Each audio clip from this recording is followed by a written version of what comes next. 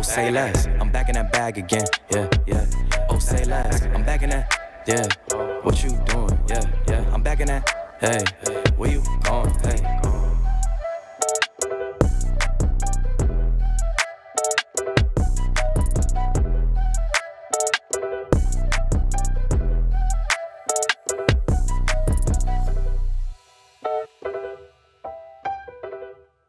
Welcome into the SMITEPro League waiting room, your one-stop shop for all things SMITEPro League. We do this every time, except for SMITEProLeague.com, SMITEPro on YouTube, SMITEVOD on YouTube. Reddit. Blues Ultras Twitter. Is the SMITEPro subreddit a good stop shop for all things SMITEPro League?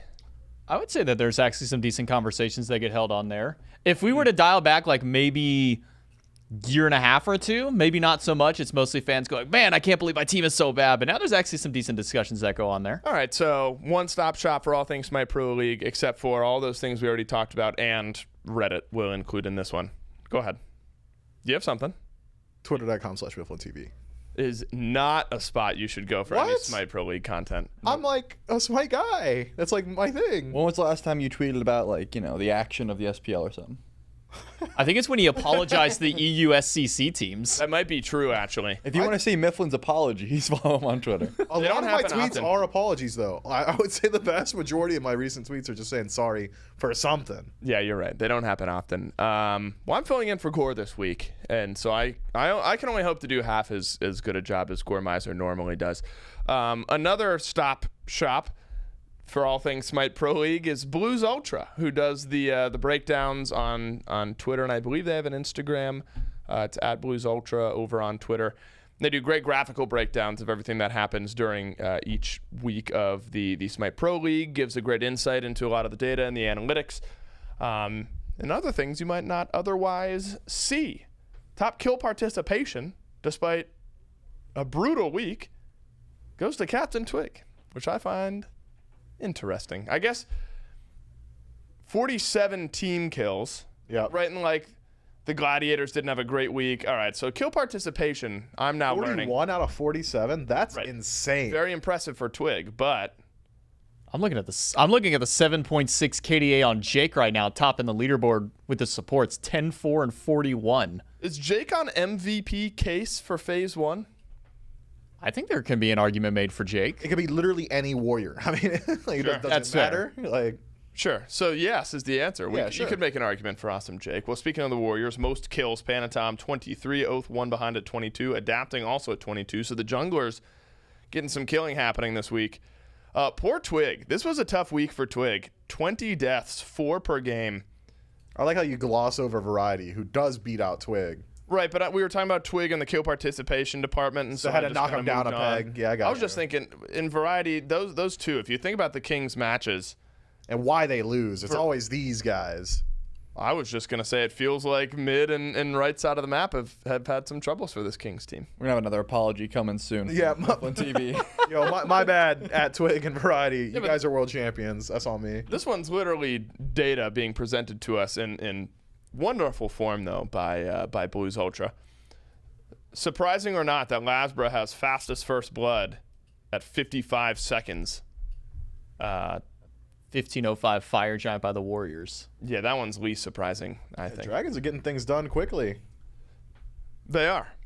Losing this week is what they were getting done quickly, unfortunately. Right. There's a Dave apology coming. I'm sorry, did they win a lot this week? I'm just saying, like, you didn't have to say it like that. Here's the good news. Is we can move on, and I want to talk about Mifflin this week in fantasy because why?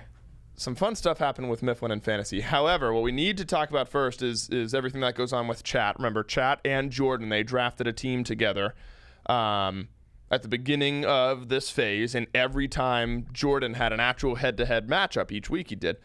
And when Jordan/Chat's team won those matchups, Chat was eligible for, I believe, chest drops. Yep.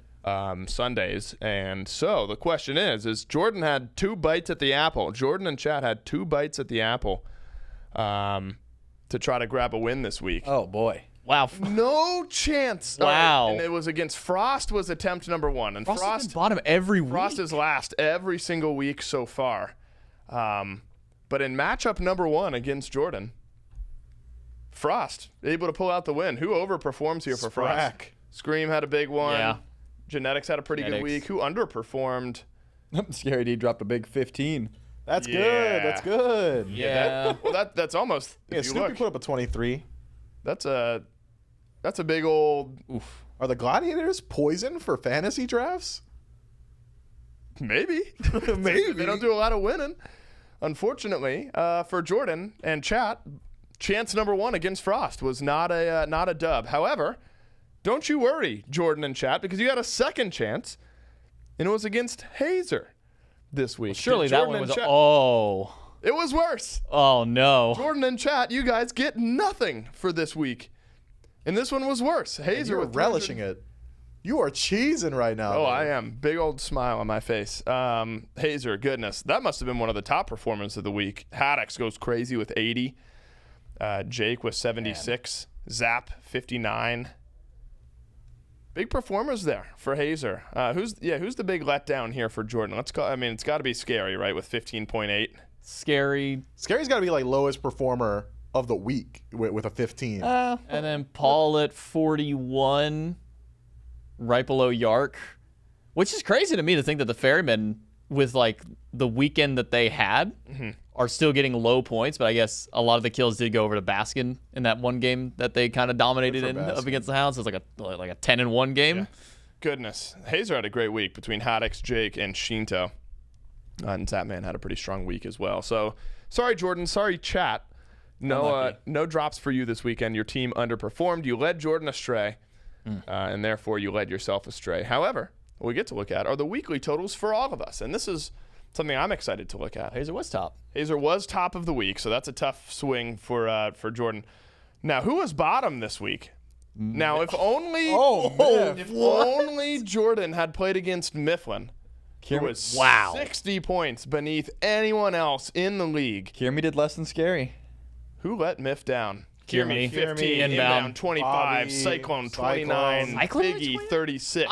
I'm shocked that Baskin was only at 49.6 despite his. I guess his other 3 had games. one good game. Yeah. His other 3 games must have been just like mediocre. Yeah, but like Biggie dropped a stinker too. Let's see. Miff had the lowest performing ADC. He had the lowest performing support. Support. I'd and argue this is performing jungle. I would argue. Didn't have the lowest mid. That goes to Frost. That does go to Frost. But three of your roles, Miff, were lowest in the league. Does this surprise you, though? Because, look, remember, going into this final weekend, there was a lot to play for. In-studio cosplay, potentially at risk going into the final week of Fantasy.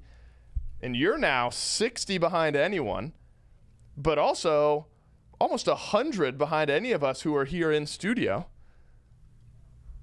Miff, I'm thinking there's a chance you finished last and you might have to cosplay. Well, what you're not taking into account is my placement in weeks prior. I was 3rd overall going into this week, so I'm surely I'm surely allowed one bad week in the fantasy. I'm not sure that's. I don't know. With how close it was, like in the middle. Wasn't close.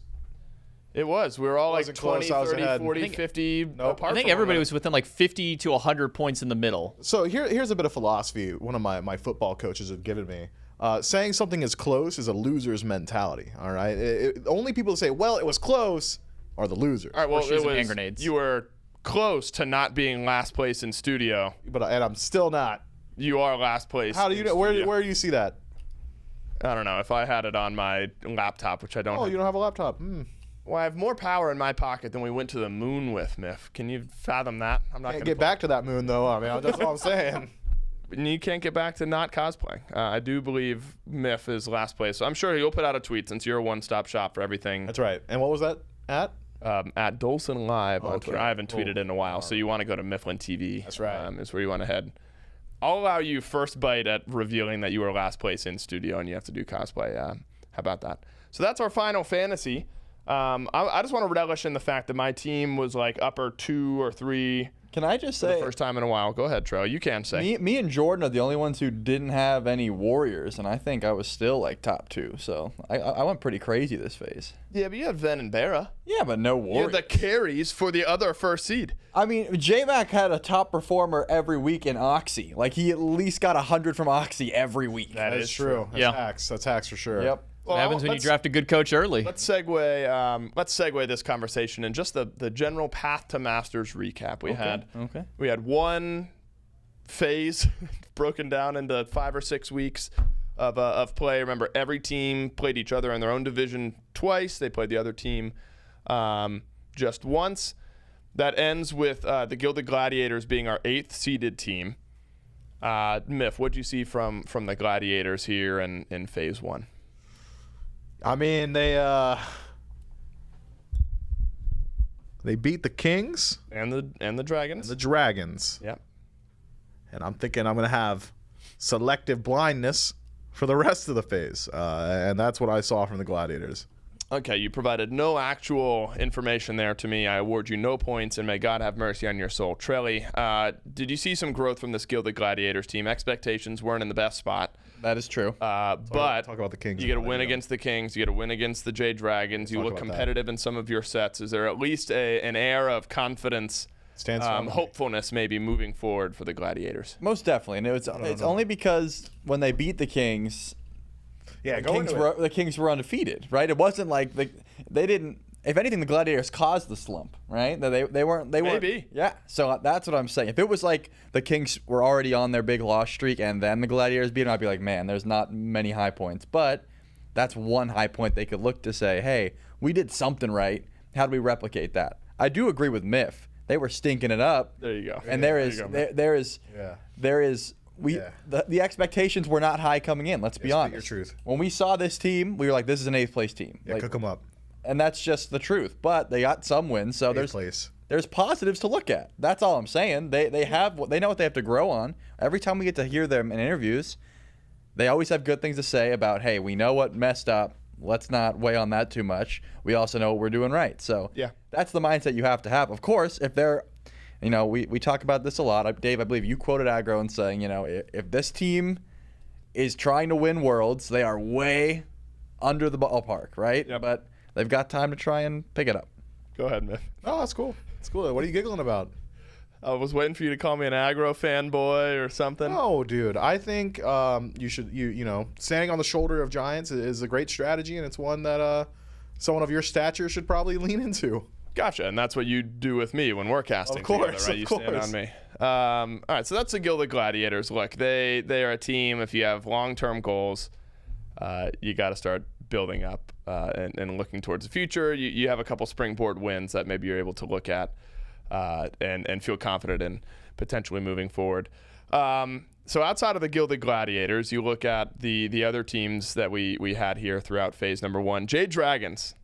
J-Mac. They're a team, I think, that came in with lofty expectations and did not meet those expectations. Yeah, this is a team that I feel kind of disappointed over the course of the phase. They had their high moments, but they had a lot of low moments throughout. I think inconsistency is probably one of the biggest things to pull from this team, is that we didn't really get that true identity of the Jade Dragons. We came in, we had Mike, we saw some of the Warriors and what they were doing last season whenever it was, that core 3 of the former Oni Warriors team. We said, okay, this could be a team that could run it down. You got some new aggression with Mike, with Lasper over here. This could be a team that could really get some stuff going.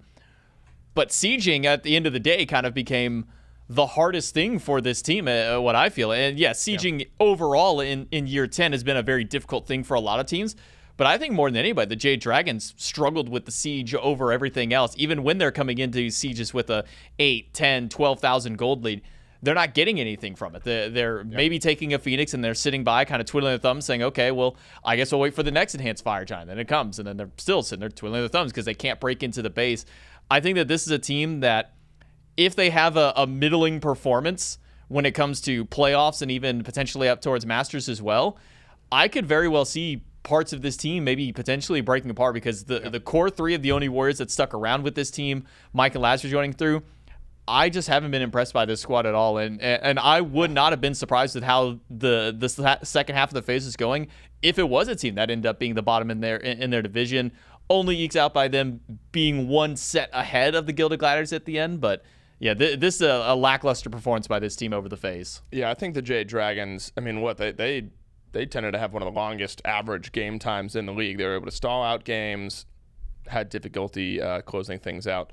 So now in our bottom 2 seeds, we've gotten 2 of the Chaos Division teams, right? And if I remember correctly. I don't think that changes because you look at the order side and how chaotic a lot of that felt, whereas the chaos side, for lack of a better term, so orderly in a way. Yeah, well, maybe from 2, 3, and 4, where the Oni Warriors just sort of ran things. So Jade Dragons, they're our 7th seed after phase number 1. We're going to stick with the chaos side of things. The Leviathans, another team that struggled to really string together wins. Only a few throughout the phase, but it's enough to grab themselves 2nd seed in the chaos side. But in the overall SPL, they're your 6th seed team. Mifflin, what's your read on the Leviathans and their phase? Man, or you can go to Trelly since he said woo. Yeah, I'll do a little bit and then we'll toss the ball over to Trelly. I just want to show the Slaney tweet. That pretty much sums it up. I don't know if you guys saw that, but it was just me and the boys getting 2nd seed in our division while going 3-7, and then it's just the whole squad dancing. Right. Oh, nice. That's it. That's their team mentality. Well, truly for win-loss, right? Doesn't matter. Once you aren't going to beat the Oni Warriors. Yeah, that's fair. Where you are in the bracket, I guess depending on where you stand against the Kings, that you're either on the top side or the bottom side of that bracket, but you get a bye into the 2nd round of playoffs the moment you knew you weren't going to beat the Oni Warriors. And so now it's about improvement moving forward. It is. Man, I thought I had weaseled my way out of doing any analysis here. Trelly really threw you life raft. He did. I tried, but Miff cycled back to me. Couldn't dunk it. I don't know. Dave pointed at me, man. Look, the Leviathans are a really hard team to break down in that they haven't been able to play at full strength for a while. Shinto just recently makes his way back to the stateside, so I'm willing to give them a bit of leniency, especially for the earliest portions of this phase. The Leviathans have historically been a team that struggle in the early phases as well. I would argue this is a bit more of a struggle than we're used to seeing from them, but I wouldn't be surprised to see a bounce back. I've got a little bit more faith in the Leviathans than I do to the Dragons, and I think those two probably have the closest parallels. The Jade Dragons are a team with high expectations that have severely underperformed. The Leviathans, very similarly, high expectations, severely underperformed. But there's something about it, a little je ne sais quoi with the Leviathans that I just think they've got a little bit more in the tank. You're bilingual. Could you give us the accent, though? No, that'd be okay. That'd be in poor taste. We'll move on from that. We're going to be moving on from the Chaos division for a little while. We've gone seed 8, 7, and 6 all on the Chaos side. We're officially jumping to the Order division to discuss our 5th seeded team after phase number 1. And it's one of the qualifier teams. It's the Eldritch Hounds, who are our 5th seeded team coming out of our path to Masters. They just lost their tiebreaker to the Styx Ferrymen. But J-Mac, traditionally we have placed the qualifier teams a bit lower on our mental standings going into the phase. I think the Eldritch Hounds, we're finally starting to discuss a team that has maybe surpassed some expectations for their first phase. Yeah, I mean, every single year, whether it was in Season 8, Season 9, and now here in Season 10, when we see a team who is mostly made up of rookies and maybe have a couple of veterans kind of sprinkled in there, we kind of go, okay, this is a team that's going to take a phase to ramp up. You know, they might find a win here and there against some of the lower seeded teams, maybe against one of the other qualifier teams or kind of the lower end of the SPL. But this is a team that came out, they beat the Kings, they were able to beat the Ferrymen, they were able to find wins at their season. They finished at a 5-5, and this is probably way higher than I think anybody was going to give this team credit for, because you have 2 players in Quig and Oath who haven't had SPL talent at all. You have Vaporishkos, who played in the Console Pro League, but not at the SPL League at that time. But he was also just kind of running it down at Worlds and finding success there. And then you bring up some veteran talent, at least in Ducky, who hasn't had the best performances whenever he has been SPL. It's typically been on those bottom-seeded teams, typically either that 7th or that 8th-placed seed there as well. And then Benny Q, who also just had his first season, didn't have the greatest performance at the top level there. So it was a team essentially kind of full of rookies kind of trying to jump themselves back up and some lower-end veteran talent. And I think they blew expectations out of the water, finishing 5-5, being able to tie up there. While, yes, 5th seed doesn't sound the craziest when you look at the teams and the names that they've been able to beat over the course, I think this is a team that has done nothing but impress, at least for everything. It started off very tough for them. They had a difficult time sieging. Their team fights weren't all that great. But once they started to kind of rally together, they got that, that experience together with each other under their belt. This is a team that can really stack up against some of the top end of the competition.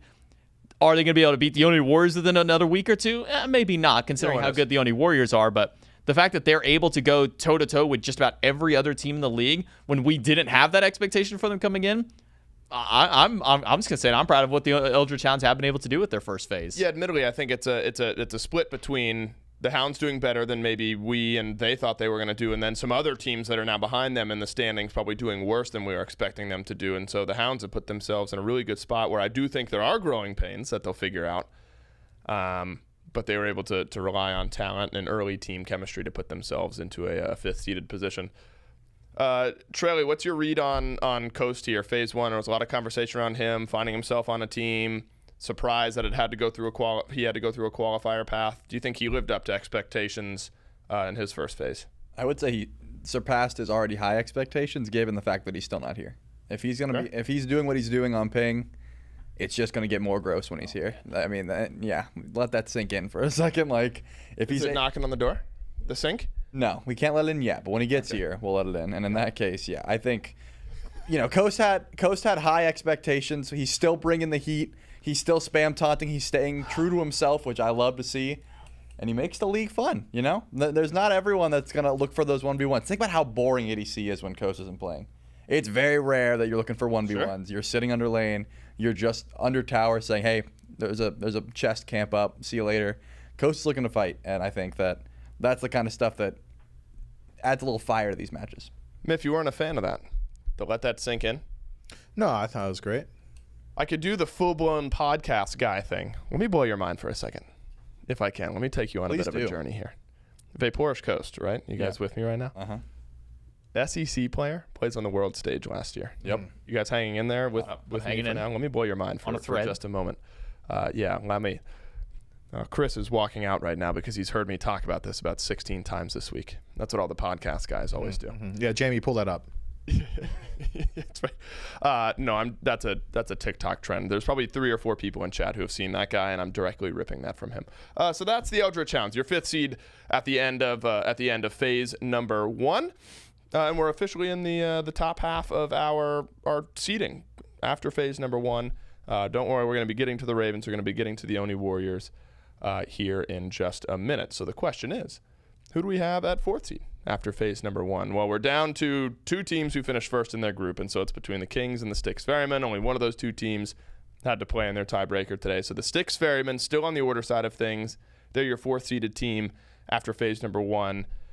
Miff, it's a team that traditionally is a bit of a slow starter, but this team strung together some wins here, put themselves in a competitive spot, and come out of the order side 3rd seed, overall 4th seed in the SPL. Yeah, I mean, it's a very obvious Paul Aurora Cyclone team, right? I mean, this is just their MO. Take a little while to start spooling things up. When things start to look a little bit better, they tend to stay better. It's a team that will run with momentum. I would argue that more than ever, you can look at one player on this team and directly tie him into the success of the squad. I think that's Sino out of the jungle. I'm not going to make any qualms here. He has probably one of the worst first couple of weeks for a high expectations team that I've ever seen, likely tied to the fact that he was completely unwilling to play any assassins or any mage jungles when those 2 were in the meta. It was Nike and Surtur every single game to some success, couldn't quite string together any set wins. And then all of a sudden we get an assassin jungle and things start turning around. Fenrir starts showing up. Kleena starts showing up. Naja gets picked a little bit more consistently. We throw Hunbots in there, and all of a sudden, I'm not dreading Sino's pick in every single draft. And all of a sudden, the Ferrymen start winning. So I think this is a team that is always going to have the talent. They're always going to have good decision-making. They've got a great in-game leader in Cyclone Spin. Yep. It's just the draft, and it seems like they're figuring it out. Miff, there's only one more team that we could possibly look at for our 3rd seed because they're not one of our 1 seeds coming out of these 2 divisions, and that team is the Camelot Kings. Whoa. Difficult team to break down, I think, because this team started off 4-0. They were going head-to-head with the Oni Warriors, trying to remain undefeated, but JMac, they lost 5 of their last 6 sets. Are they still a good enough squad to be considered 3rd seed?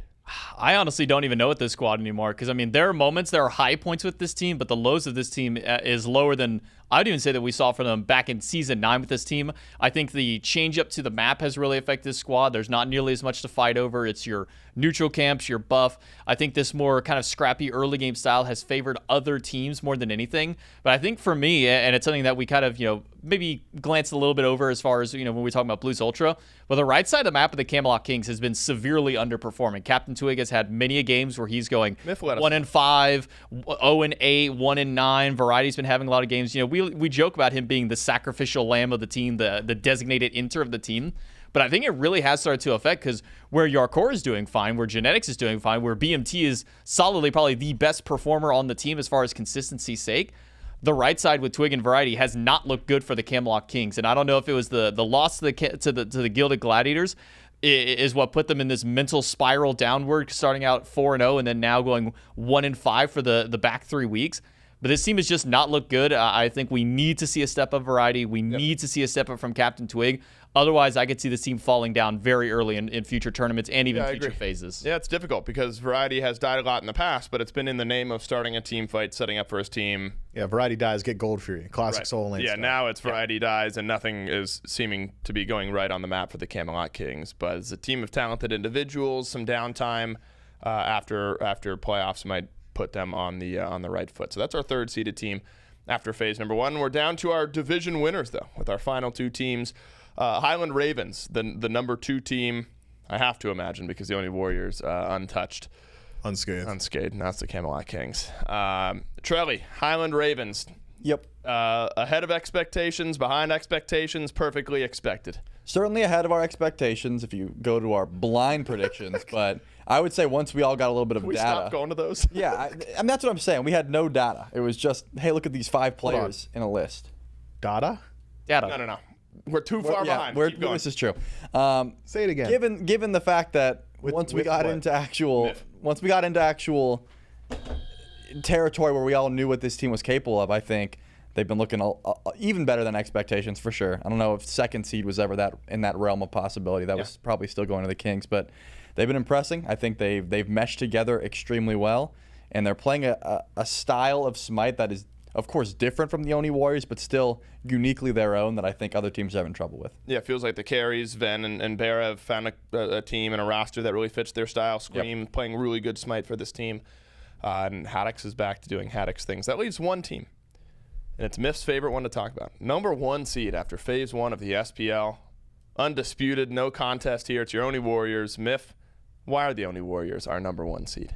They're better than literally everybody else. Skill issue, I suppose. They win out every single lane.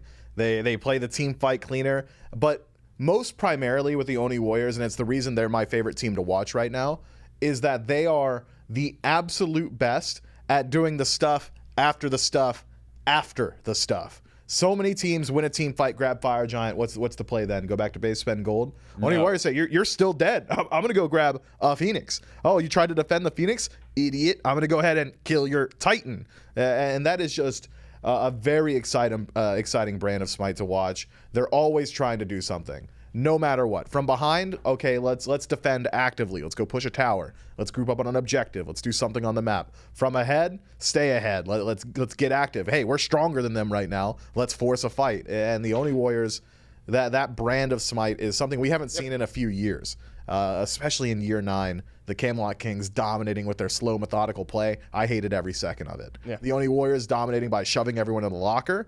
That's great. That's good TV. Well, we're not going to see those teams, the top 2, the Ravens nor the Oni Warriors, until Masters time.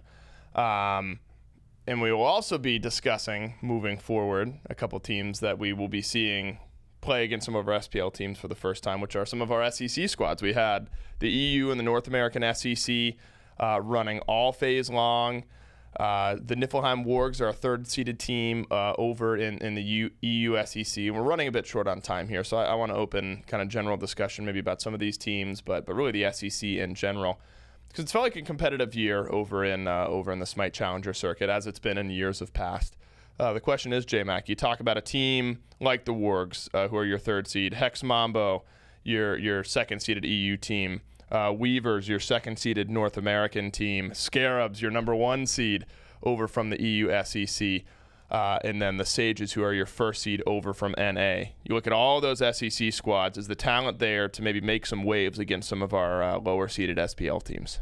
I think that there is some potential, but I would say that there's less so than what we have seen from teams in the past. When I look at Hex Mambo and Highland Ravens of last year, these guys are just dominating no matter what. They are going toe-to-toe. Maybe SPL is underperforming at that time.